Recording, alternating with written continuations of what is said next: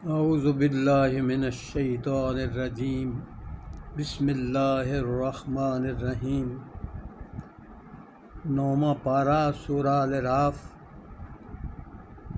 22वें रकू दा निचोड़। 22वें रकू च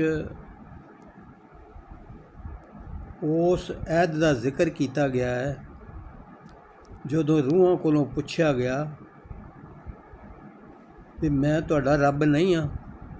सारिਆਂ ने इकरार किया, ऐ अल्लाह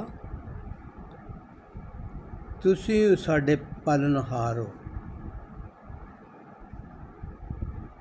उस वक्त जदों इकरार किया गया, उस तो लग के जिन्नी भी इंसानियत आनी है उहदे अंदर अल्लाह दे एक होण दी जिहड़ी मारफत है उहदे बातन च मौजूद है। ते जिहड़े लोकी इस कीते गए वादे तो गफलत करनगे वो इंसानियत दी जिहड़ा शरफ है उहदे तो महरूम कर देंदी है।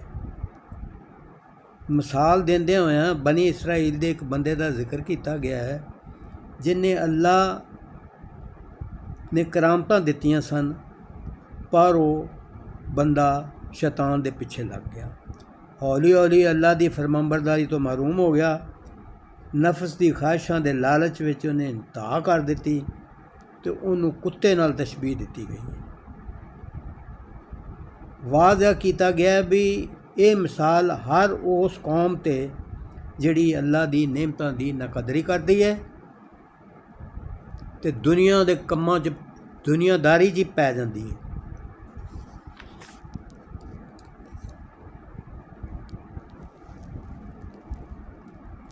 इस रकू च एक बहुत वड्डी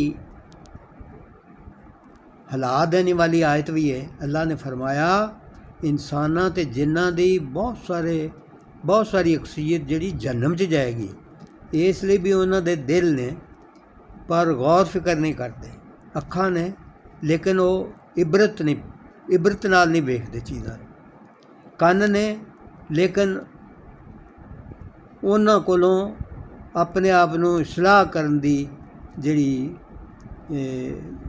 ताकत है वो ज़ाया हो चुकी है।